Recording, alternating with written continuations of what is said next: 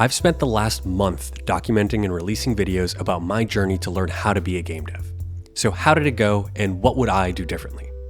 Throughout this process, I was surprised with how important and motivating having a community is.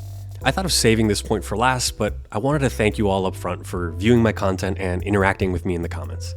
I've only gotten a small glimpse of the joys of sharing my passion for games and game dev with all of you, and I'm so thankful that some of you have reciprocated that and been kind enough to tell me about what projects you all are up to and given me some advice.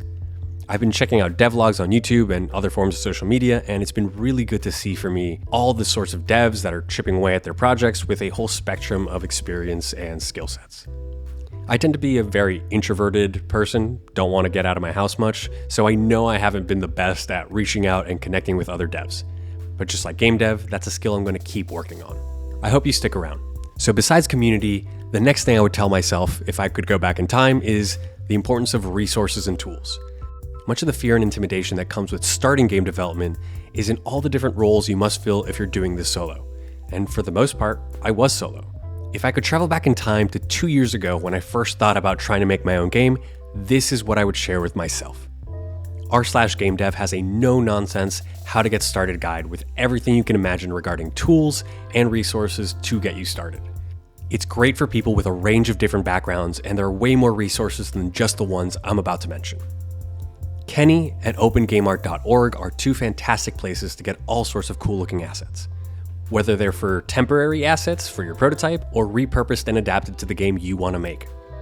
For all your game icon needs, check out gameicons.net. It has a ton of amazing icons in vector and raster graphic formats that are, once again, perfect for prototyping or asset needs. For fonts, use Google Fonts or FontSquirrel. I can't stress enough the importance of fonts. I still struggle with this, but choosing impactful yet thematic fonts is a skill that can really help your game come across better and more intuitively to the player. For royalty-free music, the main site I use is Incompetech. You'll even find the music background I use in all these videos there. There's a massive selection to choose from, and honestly, there's some bangers on there. For sound effects, there are paid and free options. OpenGameArt has some, but two much larger sources are Sonus and Freesound. The collection of sound effects on these two sites is enormous and really fun to browse through. There are tons more online resources for things like coding, drawing, music, and so much more.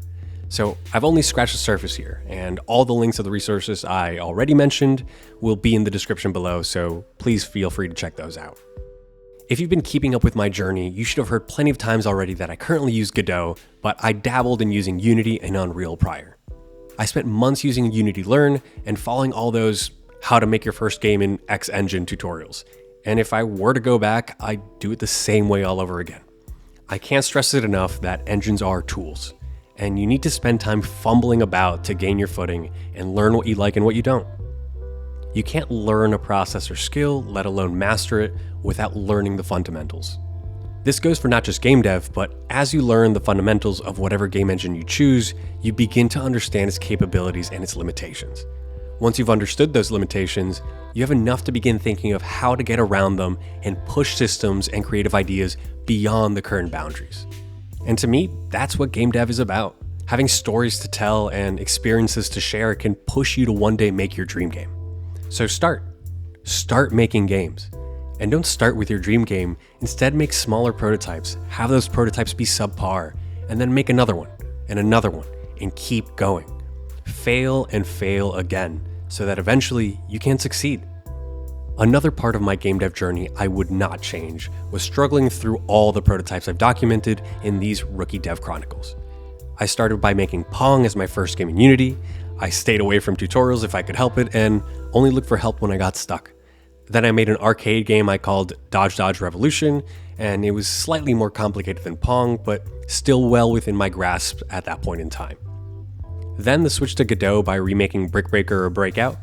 I remade Flappy Bird and pushed myself further by making a save and load feature that frankly seems a little nebulous even at this stage. I made an action roguelike bullet hell prototype called Wizard's Keep that was inspired by Vampire Survivors. I pushed myself to learn how to draw pixel art. I drew different subjects, used different canvas sizes, and I tried doing low spec daily prompts and messed around with different palettes.